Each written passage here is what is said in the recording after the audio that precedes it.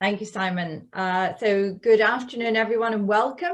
We are delighted that you can join us today as we explore the rapid progress of ESG in Ireland and how its expertise and infrastructure are helping managers to find long-term solutions to investor ESG requirements. Today's seminar is the first of three, hosted by IDA Ireland, and there will be a post-series white paper going out to all registered delegates. I'm Karina Vaughan, and Catalina Consulting is my company. We are a London-based advisory firm helping tech entrepreneurs to engage with the investment industry. Partnering with us on the delivery of this series is London media house IFI Global, and CEO Simon Osborne will moderate today's discussion. And it's an excellent panel that we have for you today, and we will be introducing them very shortly. We'll be delighted to take your questions via the Q&A function. Don't save them for the end. Simon will try and weave them into the discussion, and we'll also take a little time at the end for final questions and comments before a 3 o'clock close. We have live chat running, so please do use the chat button to introduce yourself and your company and to share some thoughts on ESG. Next week, we will be sending out a recording of this session along with an invitation to join the next seminar on taking the spin out of greenwashing. And that will be on the 27th of May at 2 o'clock. Seminar 3 will be on the 17th of June, and more details will follow shortly. Please do save these dates in your diary now. So I'm now going to hand you over to our moderator, Simon Osborne. I'm going to join the chat networking, and I'll rejoin you later for Q&A. Simon, over to you. Thank you, Karina, and thank you all very much for joining us today. And also thank you to the IDA for sponsoring this event. I'm very pleased to see that we have a good number of people, both from inside and outside Ireland, with us this afternoon.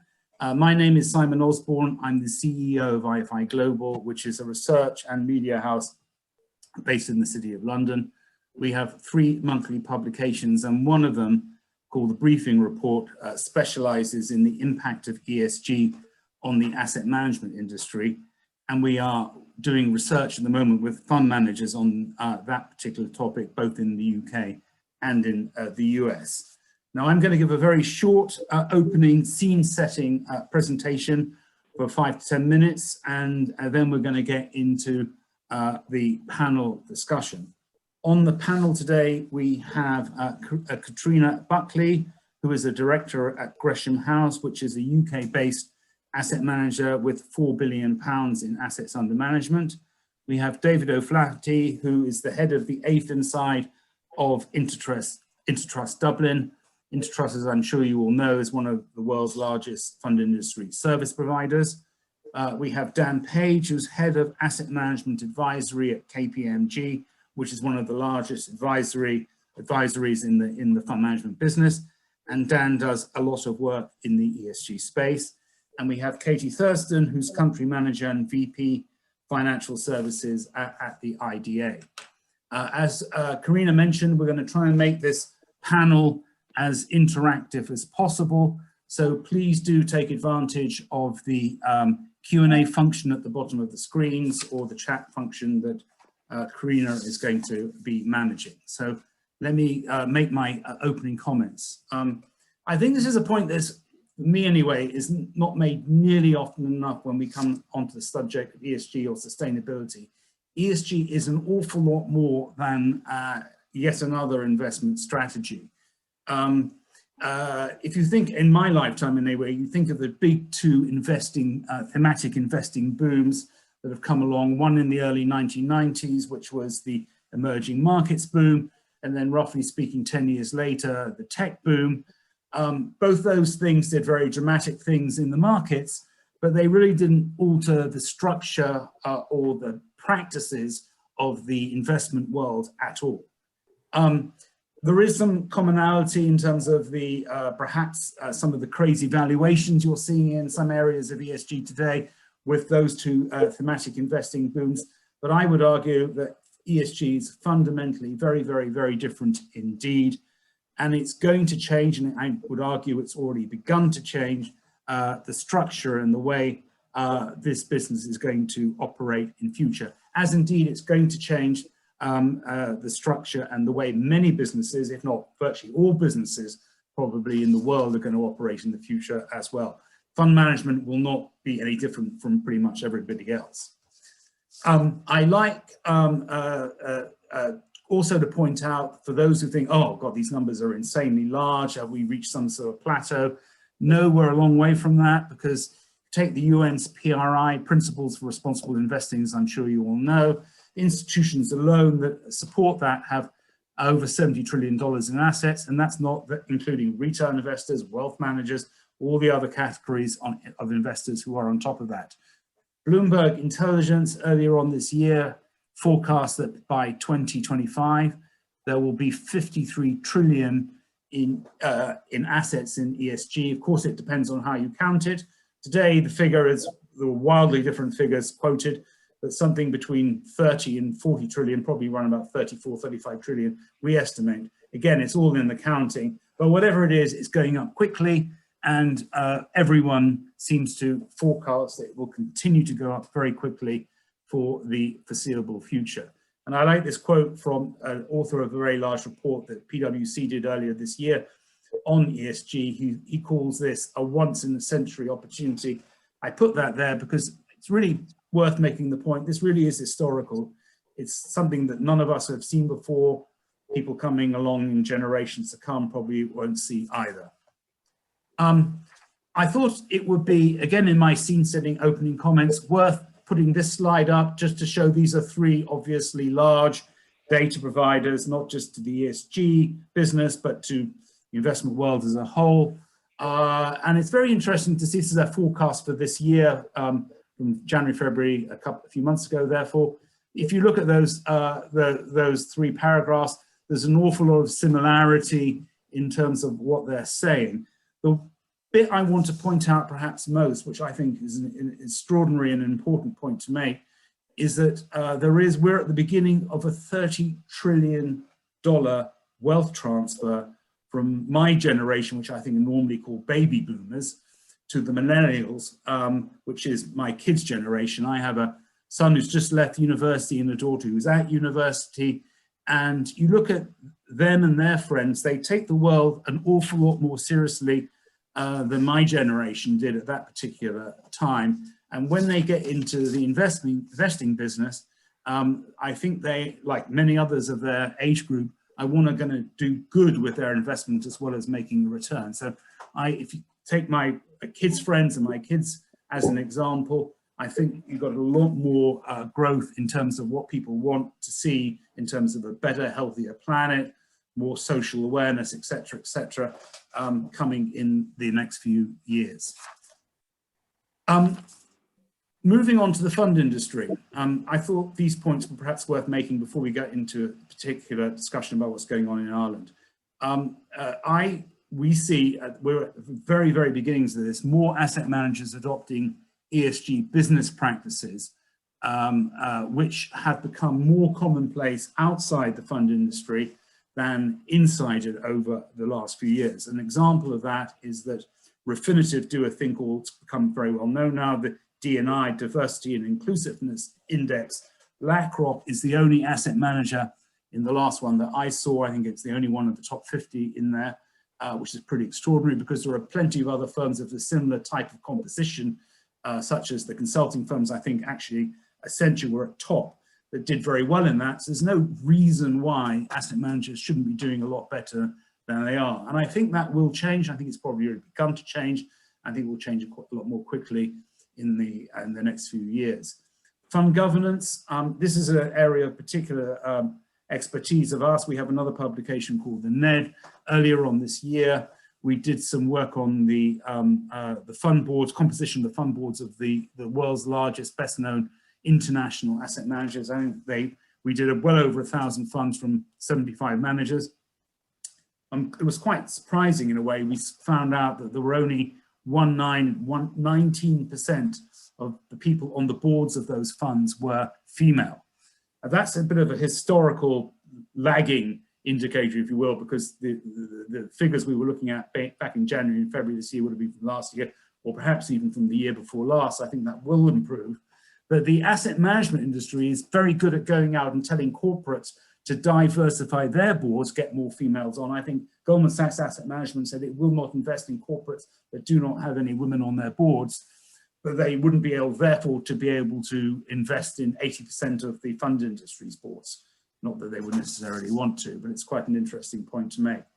Thirdly, ESG fund industry metrics. When we're talking about not the investing side, that's well advanced. There's plenty of discussions about investing in various forms of ESG, or the E and the S anyway, but there hasn't been a lot of discussion or thought until now on industry metrics judging the business practices of the managers and the service providers themselves.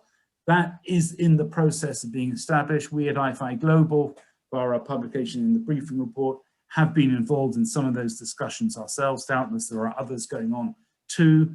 And I would very much expect later this year there will be the beginnings of a consensus around what sort of metrics should be established, both for service providers and for the industry.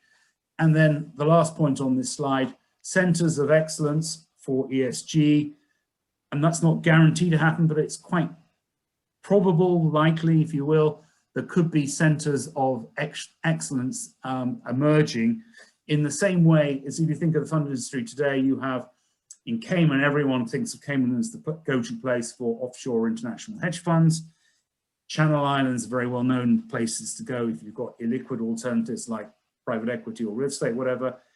Ireland's very well known for ETFs. It's a global wholesale center for the fund industry, and indeed, of course, for across Europe. Luxembourg is well known for retail UCITS in continental Europe, etc., etc. I think it's quite possible, even likely, that we could see areas. It won't be one thing for E and S overall, but I think you might see certain areas of expertise developing in certain jurisdictions that are specialized in certain areas of the ESG movement coming up in the next few years. Which brings us on to the Irish fund industry. Before we get into the panel discussion, I thought we would pose these 4 questions. Some of this will, or a lot of this we will be coming back to in the chat in a second. As the US goes, as it currently is, at quite a remarkable speed, by the way, from being an ESG laggard, which it was under Trump, to a leader as it is under Biden. It's happening faster than I think most people would have anticipated. Could Ireland become the international jurisdiction for US ESG funds? I think that's a really interesting point to raise, and especially with a president with strong Irish connections. Also, it's quite perhaps worth pointing out, he comes from Delaware, that has an interesting relationship, which we shouldn't really get into now, with Cayman. And it would be, I'm sure in the case of the powers that be in Washington, DC, they would far prefer to see the international funds of US managers in Ireland than perhaps in Cayman. The SFDR, a very technical regulatory measure that's come in from the European Union. The first part of it came in March. The difficult bit is almost certain to come in, to be confirmed very shortly at the beginning of January next year. Can Irish Manco service providers become EU leaders in SFDR compliance? If they can, it'd be a big plus point for going to Ireland. Can Irish service providers become early and leading adopters of ESG business practices? Coming back to the previous slide, my point that the metrics, I think, are beginning to be established. We at IFI Global, as I said, are involved in some of those discussions ourselves, because if you are a service provider, I know there's some service providers following us today, and a manager comes along with a request for proposal, he's going to want to know, not only for his ESG funds, but for everything, that the service provider is ESG compliant. And finally, and this is really probably the theme of the discussion for the rest of the afternoon, is can Ireland become, if not the recognised centre, recognised jurisdiction for ESG, at least one of the recognized jurisdictions for ESG in the coming years. So that's enough from me. I'm now going to stop sharing screen. Hopefully, oh, there they are, fantastic. The panel will come up, and I'm going to make Karina the host so she can manage the chat, and we are away. So can I come first of all to you, Katie, for your opening comments in terms of what do you see overall from your perspective as the likely trends of relevance in ESG for the Irish fund industry?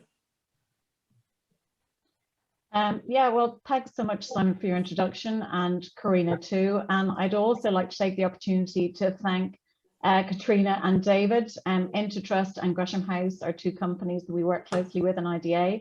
And also, Dan, thanks for being here today. So as you mentioned, Simon, just to give a little bit more depth, IDA is a government agency charged with attracting foreign direct investment. We've been around for the last 70 years, and we now have 1,600 companies across engineering, life sciences, technology, and financial services. So as you said, I've actually been with IDA for 20 of those 70 years, worked in a number of different locations from Mumbai to New York to Dublin. And now, as you said, I'm the country manager and vice president for financial services based here in London. So sustainable finance is a really important area for IDA and our client companies. And sustainability is at the very heart of IDA's new strategy, driving recovery and sustainable growth. So moving on to the funds area, as you mentioned, Ireland has a 30-year track record in the funds area with 5.2 trillion assets under management at the moment. And I know we're going to talk about this later on, but Ireland has a new ILP structure, which we believe will be really important for sustainable finance and ESG. As I'm sure a lot of you are aware, the Climate Action Bill has come into legislation. So we'll talk about that a little bit later too. And I think in everything that I've read, you know, skills are going to be key in this area and finding the right skills. And as a government, you know, there's an enormous amount of funding from, I suppose, the research centres through to masters and degrees and upskilling available for companies and individuals. So in preparation for this event, I was just looking at the last number of IDA company announcements that we've made. And it's interesting to see how sustainability is at the very core of so many of these investments. For example, last month, Stripe announced that they're going to create an additional 1,000 jobs in Dublin. And as part of that announcement, ISIF, who are the Ireland Strategic Investment Fund, is going to collaborate with Stripe and invest in renewable technology. And also actually just last week, Innowatts, a really interesting company in the AI and sustainable energy space, announced that they were going to establish a presence in Cork as well. And so just to wrap up, in Ireland at the moment, we already have 7 billion assets under management in the sustainable finance area. And we've got lots of the key players. You mentioned BlackRock. BlackRock are in Ireland, in addition to other players like Temporis, KBI, Irish Life, AIB and Euronext. So I'm really looking forward to the panel session, and thanks again. I'll pass back over to you, Simon. Okay, thank you. Dan, can I come to you, just an opening overview of where, from your perspective, you travel the world. As I said in my introduction of you, you're very close to the what's going on in ESG, and how do you see the potential for Ireland in terms of ESG development? Yeah, happily, Simon, and good afternoon, everyone. I run the asset management advisory practice for KPMG Ireland, but I'm based in London, and our business is incredibly global. So I'm in a non-COVID environment, on the road about 6 months of the year, boardrooms of our clients across the ecosystem of the buyer side, whether they be GPs, LPs, or vendors, and help them make unbiased, jeopardy-aligned management decisions around their enterprise risk management strategy. So what does that mean? Right, that's the enterprise that we execute, the business that we're tasked to deal with for our investors in our marketplace. I'm a former asset manager and an investor, as I think a lot of the audience will be aware. And we have always had a very significant dialogue around what has now manifested itself as ESG In 2008, I was the co-portfolio manager for Europe's first altruistic social impact fund. When board construction in the buy side, but in a particular part of hedge funds, has not been bereft of a female director for nearly a decade. And these basic principles of how we build the apparatus apply also to how we select fund jurisdictions too, and vendors that service those pieces of apparatus when we are structuring or building a manager or a manager for its GPs. So when we look at domicile choice, when we look at vendors that service those vehicles in that domicile, whether it be a rent and a firm, whether it be a professional director outfit or a fund admin, or even a D&O and PI insurer, we care about fit for purpose, but we care that the apparatus services the end user. Ultimately, building it and they will come is not how running fiduciary duty works. And we urge a lot of caution when it comes to product, certainly ESG product, and the big market wave or drive to create product when you're trying to solve for something that should be measured by impact. And that's where we come into the equation a little bit in dialogue here.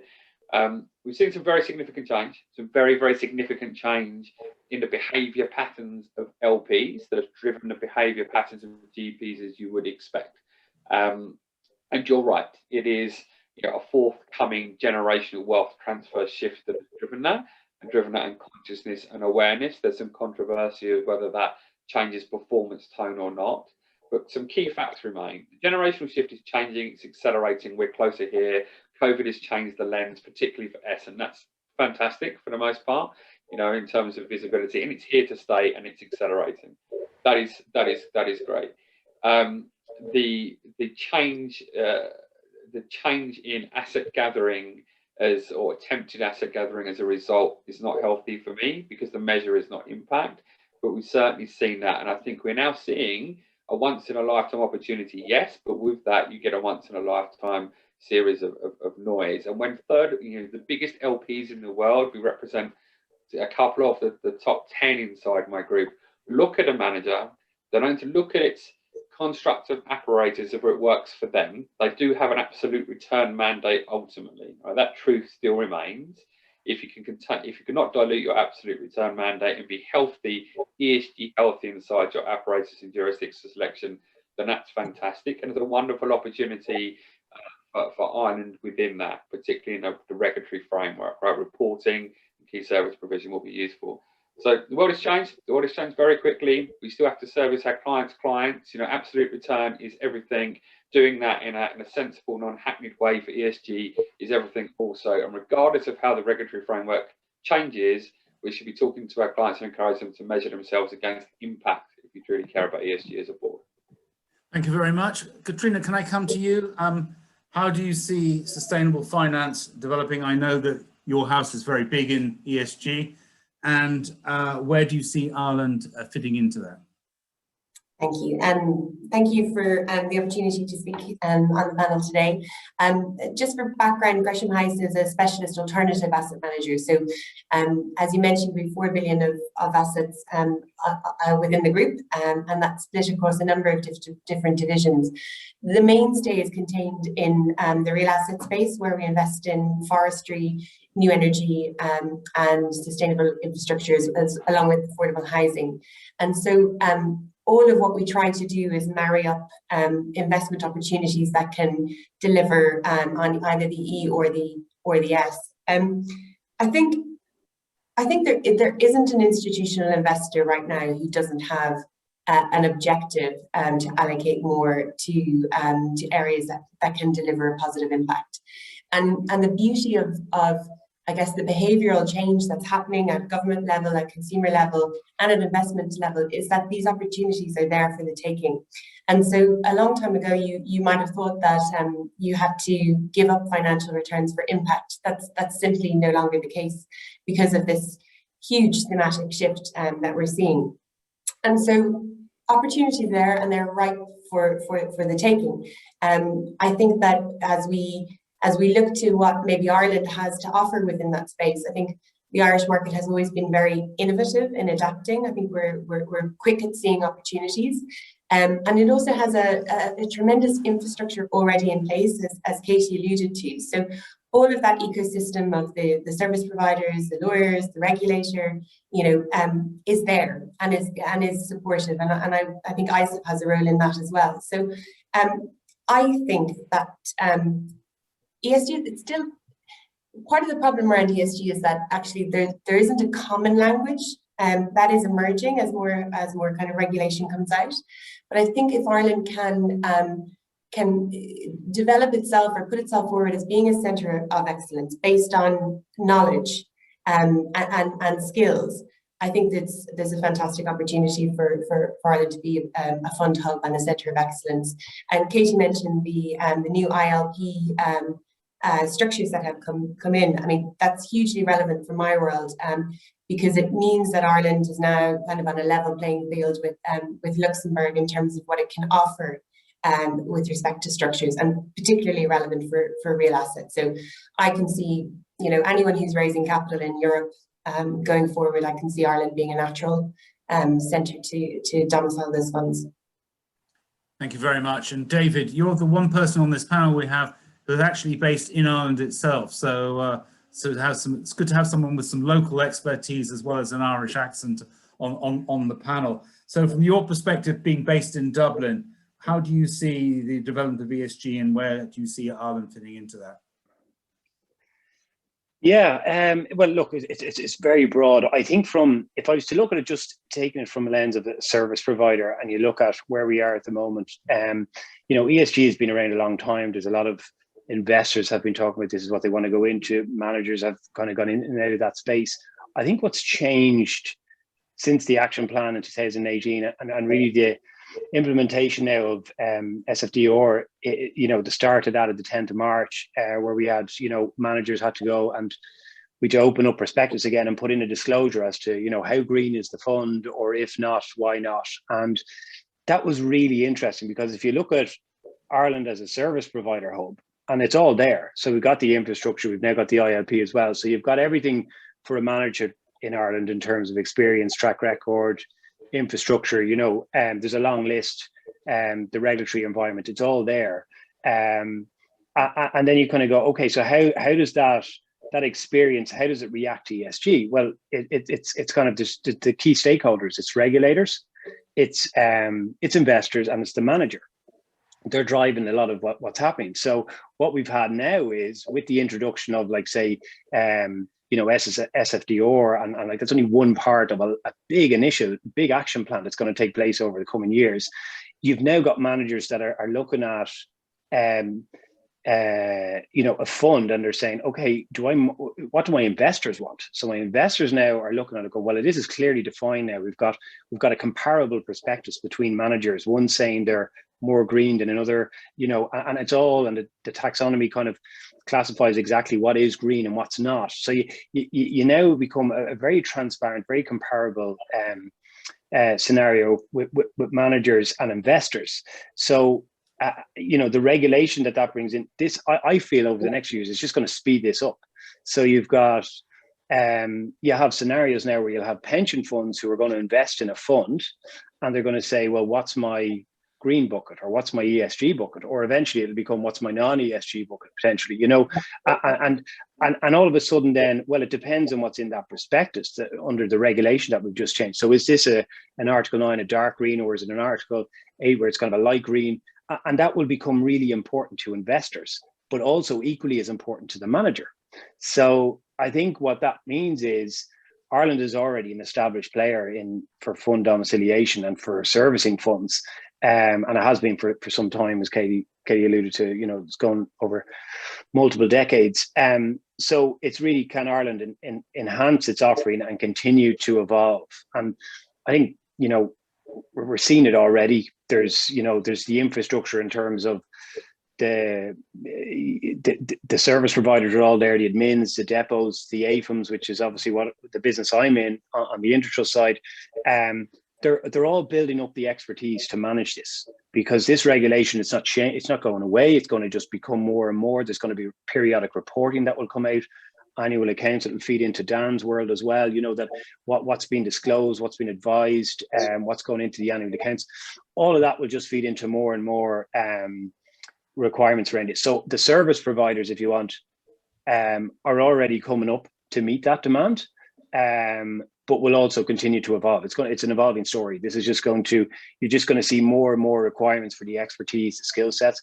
And I think what's important for Ireland, it'll absolutely be in a position to take that, because you've got the basis that's already there, the infrastructure, you've got government, you've got regulation, all supporting the same.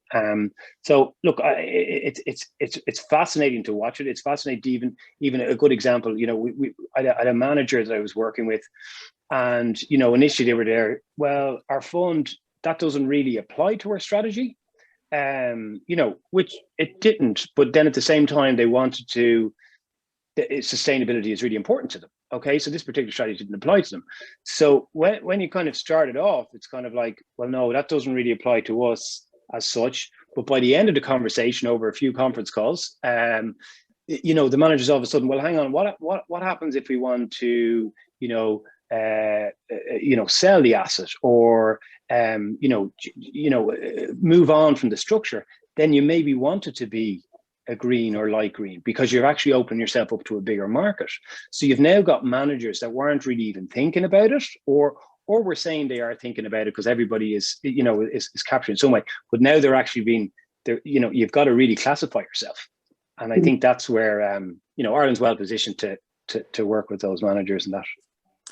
Oh, thank you. Right, let's move on then into some of the areas we went through in the prep before this, and I wanted, for at least to ask some of you, maybe we could start with you, Dan, to ask, what do you see in general in terms of trends in sustainable investing, doing the job that you do as you travel around the world? What's different today than, last year rather than 20 years ago? What's different today that you see, and what do you expect to see later on this year? As I said in my introduction, you do a lot of work in the ESG space. How are things developing? The harsh reality is that people now care to execute, rather than care to talk about it. So the change in the last 15 years has been remarkable. I went to market in 2008 with a real measurable social impact business, and structured in a similar way to Katrina's as a community capital fund. There was no interest at all to talk about any of the three levers of ESG. You fast forward half a decade from there was some certainly some direct environmental impact. There was some niche appearing, but still no real momentum and trend, which drives everything in the buy side, right? We are momentum-driven buyers of products, certainly in service land. If you fast forward another 5 years from there, and you get into the last half a decade, the acceleration of curve has been extreme. And as David mentioned, that's been driven ultimately by asset owners' fiduciary duty. So as the clients' biases change because they see the change in their own client base and their own markers and trustees for what they need to service, that has accelerated the change in the manager community. And I think that's logical. Now, what we've seen from last year to this year, COVID had a big impact, for certain, in the way people look at the social impact of their own businesses, their portfolio companies, and their own social responsibility for their human capital. We are in a lot of conversations with business principals about that metric. How you disclose the relationship you have with your pool of social capital, your most important asset, will tell a smart quality LP an awful lot about you. How you look after your people tells an LP an awful lot about you. How you construct your boards tells an LP an awful lot about you. And the S and the G fit into those buckets very, very elegantly. The E piece, on the same vein inside your management company, if you're large enough, if you're a BlackRock, how you think about your own carbon footprint, your own hedging strategy, really how you get to neutral. You're big enough to be material. You're going to have that dialogue, and you're going to execute. You'll spend money on tools that help you measure. And measurement and reporting is where you'll look to lean on your service provider community. Measurement, reporting, and assurance. Right, that's where you'll naturally lean on your vendors, and vendors that are able to service funds in those apparatus will win. But the change has been execution. In terms of portfolio companies and the way that people look at their books and across the spectrum. We're a liquids to a very liquids business. David mentioned something there that is quite obvious. Every board that I'm in today, everybody cares that they understand what their strategy is, and it is okay. To a lesser extent, it's still okay, but it's okay to say, look, this does not fit in terms of my absolute return mandate. I'm not going to dilute myself to be something that is neither having any impact or doing good, or reducing my absolute return mandate, which is what you're hiring me to do. Real quality GPs are happy to have that discussion. There's a lot of rhetoric, right? I should do this because it will help me raise money in the mid-market, but that is not directly true. Right, and it's not directly true. Ticking a box will not help you raise capital. It theoretically opens you up to a larger pool of assets, but it doesn't help you raise capital. Doing what you say you're on the team is will, but the conversation can only be good. That's the way we treat it. The conversation can only be good. The conversation can only be helpful. Every manager and investor that's trying to engage in an ESG strategy should be supported, because ultimately it would all gravitate towards not only being better places for us to attract talent, businesses being better for the attraction of talent will have a greater impact. And a wonderful thing about our industry is, person for person, we have a greater impact than any other part of the sector, and versus other sectors significantly so. We're a relatively boutique universe that controls a huge amount of fiduciary dollars and employs some significant periphery businesses and steers a lot of portfolio companies. So we're in a great seat as the buy side to have real impact across all three levers, and we encourage the conversations wherever they are. But the short answer is that people are now doing things. Thank you. Yeah, I'm afraid this always happens when we do these events. I'm conscious already at 38 minutes past the hour, so I'm going to have to ask you, I'm going to try and keep going through this list of things. And unless anyone particularly wants to answer that question, I'm going to move on to the next one and come to you, if I may, Katie. I mentioned in my introduction, there is, I think, an absolutely seismic change going on in the US at the moment, with the US rapidly galloping up from behind to lead the pack. Do you think, for example, there is an opportunity not only for Ireland to establish itself as a base for the international US funds, but for other funds, maybe on the heels of the US in a way that many other jurisdictions have followed what the US has done when they take the lead? Yeah, and listen, it's great to see. I think throughout IDA's 70-year history, the US has always been our largest source market for all the reasons that we know, the kind of cultural affinity piece. I think that they like our work ethic, the flexibility of our staff, and the linkages between the two countries. So at the moment, we have 850 American companies employing 170,000 people, and for a small country, that's a really big impact. And also, the return on investment of those companies was calculated 20.5%. So, it works for them. Like in relation to this, in relation to the ESG, I think, Ireland is a known and trusted domicile. But beyond the domiciling funds, the US companies now have really significant operations in Ireland. So the companies employing over 1,000 people include the likes of State Street, Northern Trust, Bank of New York Mellon, and Fidelity.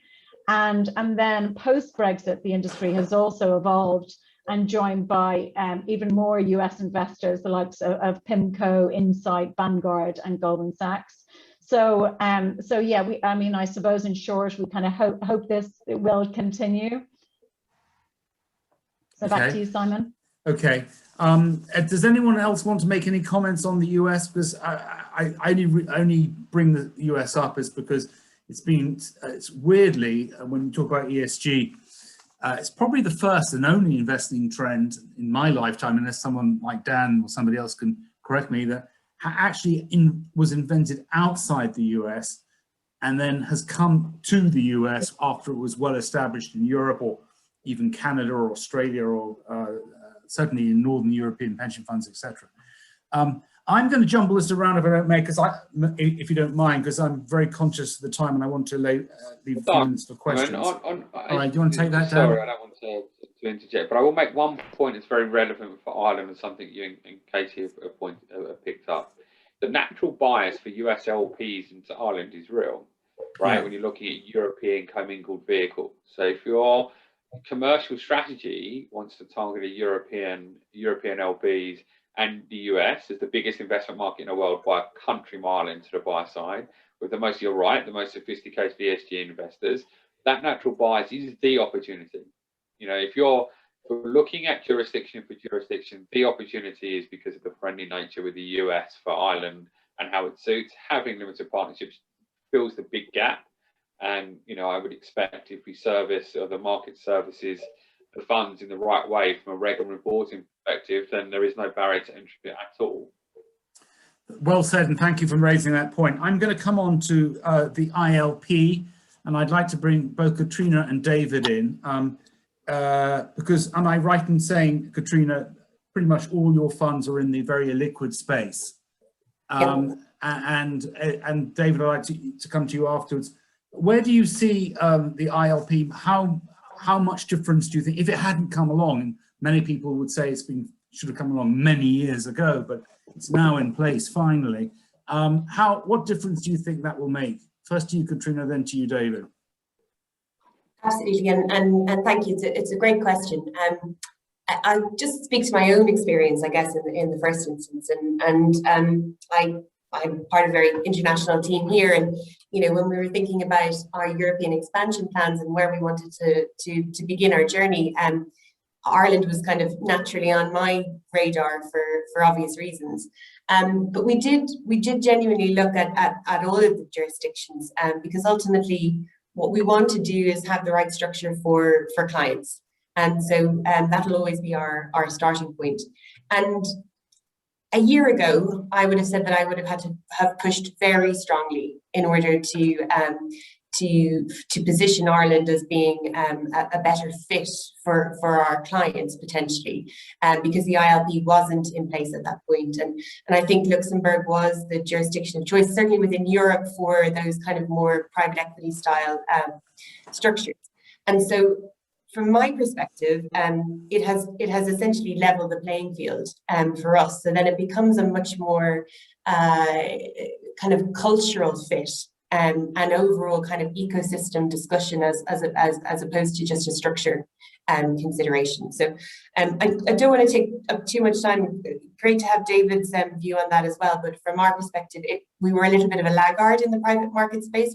We didn't have the optimal structure, but we do now, is what I would say. You must be very close to this, David, given where you are. Yeah, no, absolutely. And look, we're seeing a lot of it's quite interesting. Look, so I agree with everything Katrina's saying there. It levels the playing field. It's something that we've been working on for a long time.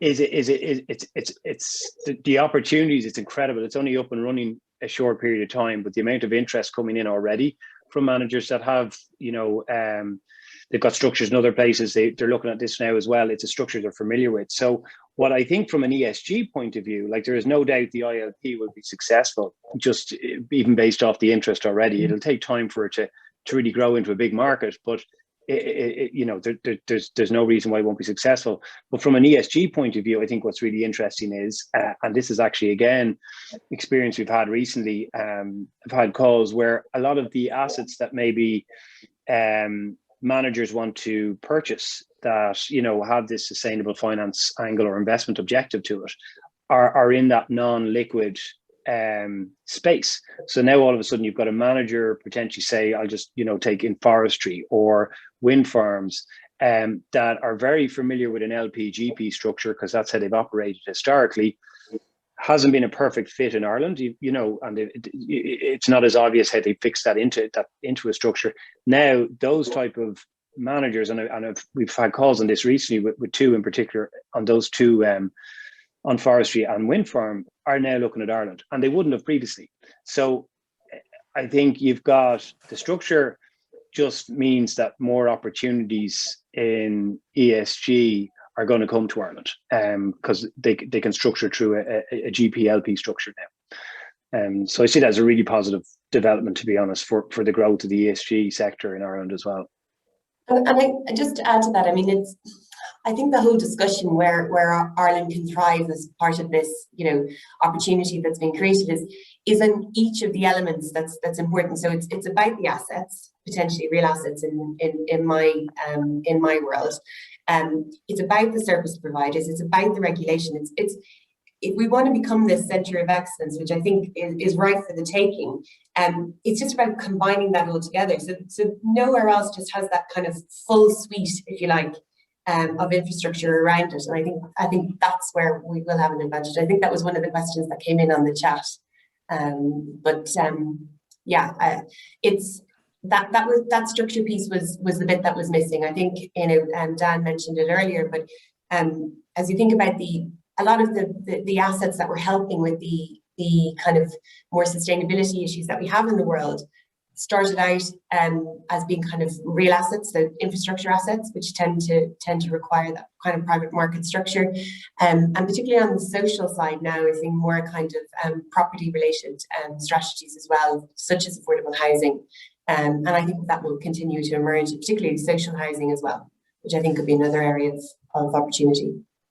Thank you. I'm going to try and take one of the questions as we go along from the Q&A, and maybe we can try and come back to one or two of them in a few minutes when we get to the more formal Q&A. I'm going to combine this question with one of the ones that we did in our prep sheet. The question from someone in the audience says, won't all fund jurisdictions be pitching to become the ESG centre of the investment world? What gives Ireland the edge? And I'd like to combine that with a question that we discussed in the prep, which was whether Irish service providers could become recognisable leaders in the adoption of ESG business practices, and would that help attract ESG managers and funds to Ireland? So some big loaded questions there. Who wants to try and pick that up? Dan, do you want to have a good go at that? I will. Yeah, I think Katrina just quite elegantly answered the first piece.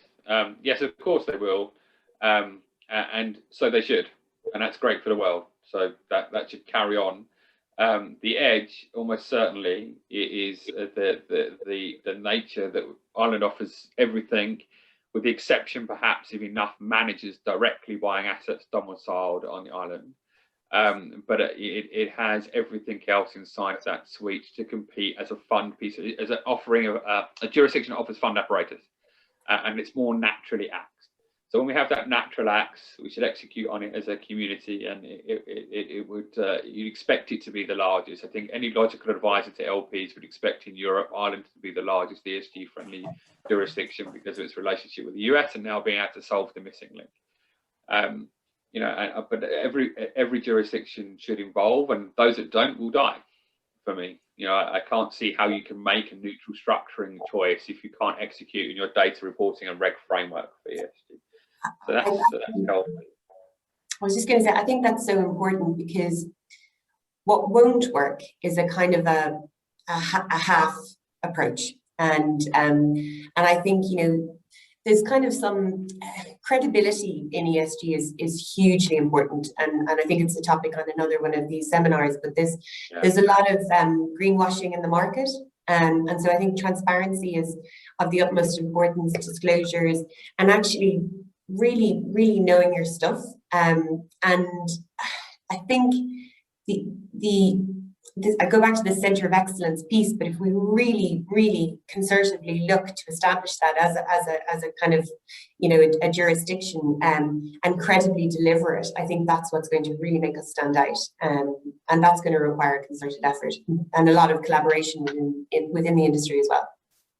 And that credibility for me will come where we don't have decision makers, as many decision makers inside GPs and LPs domiciled in Ireland. What we do have is a wonderfully deep, broad service community with real leadership.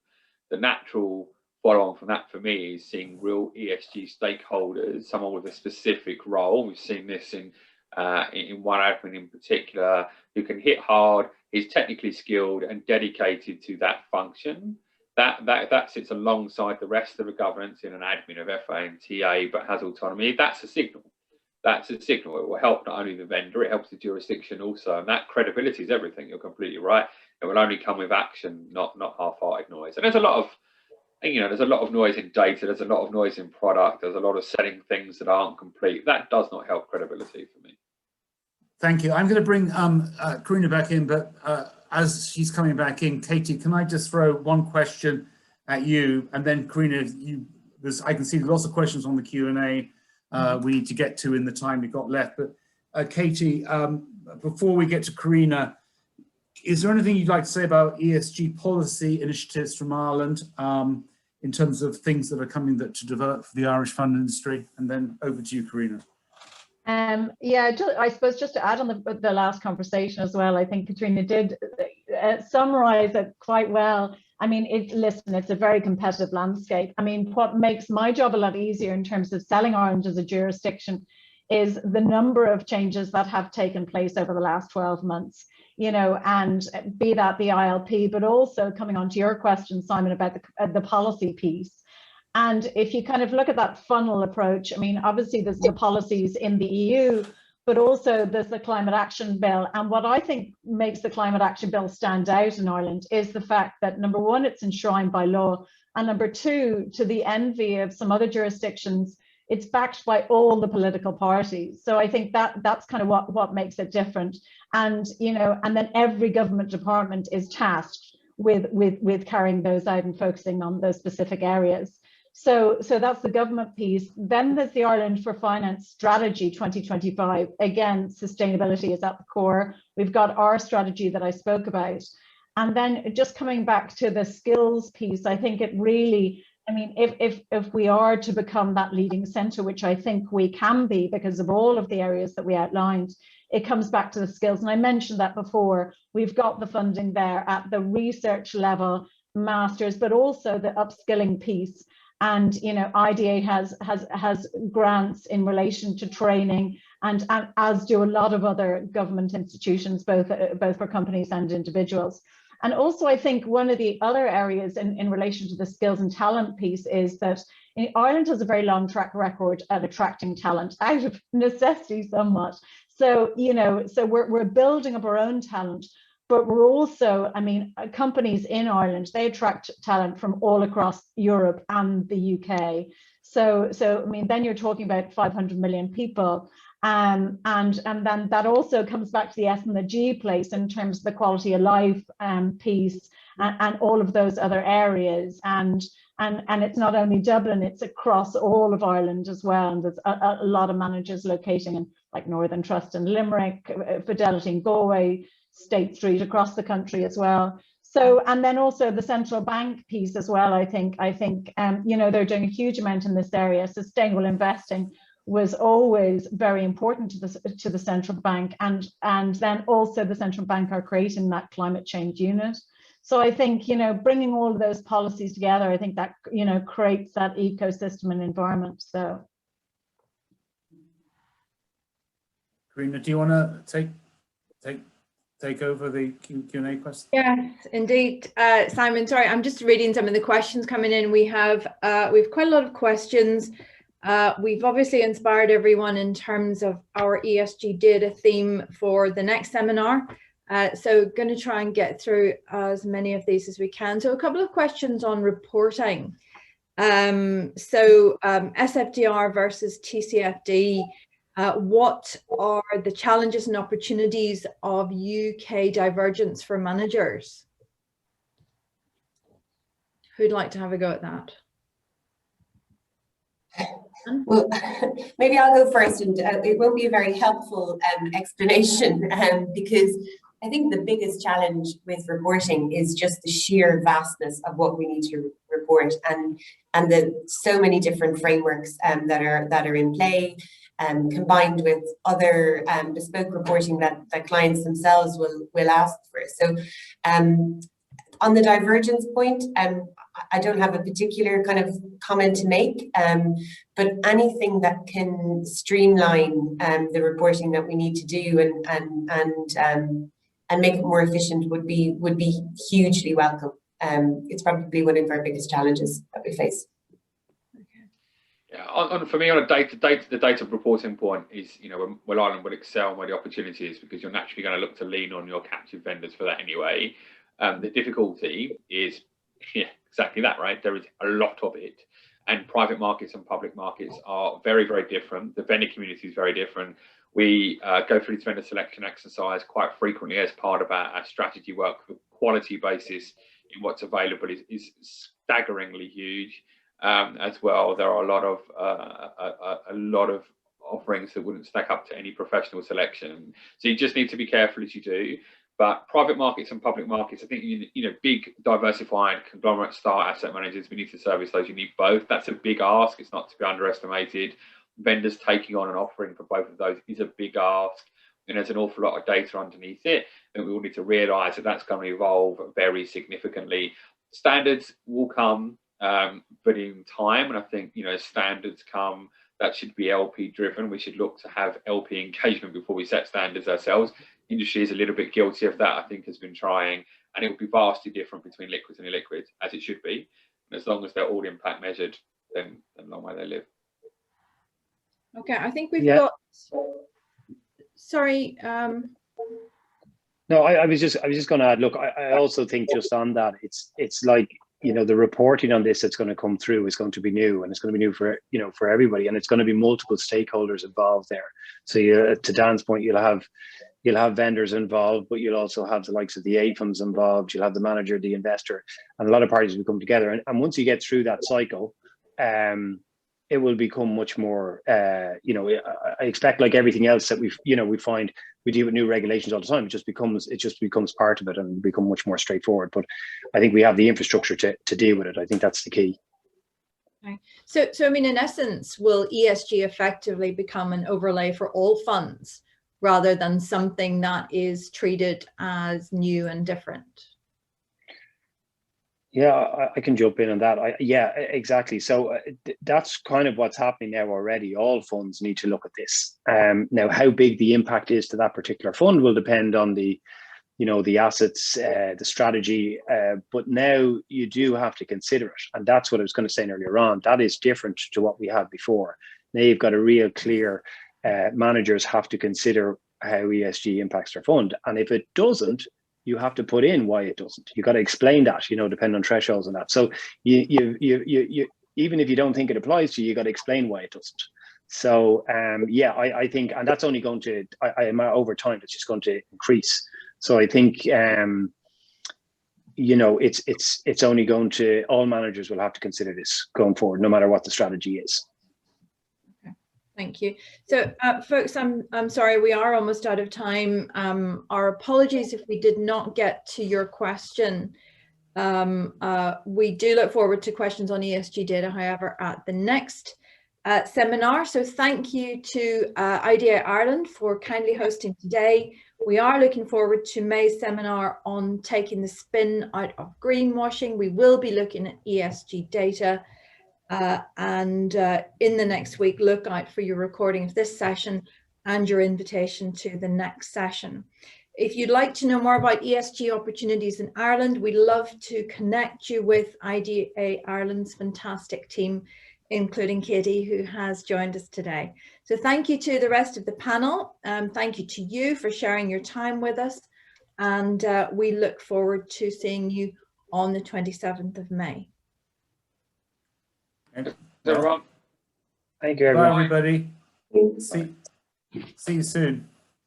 Thanks. Bye. Right.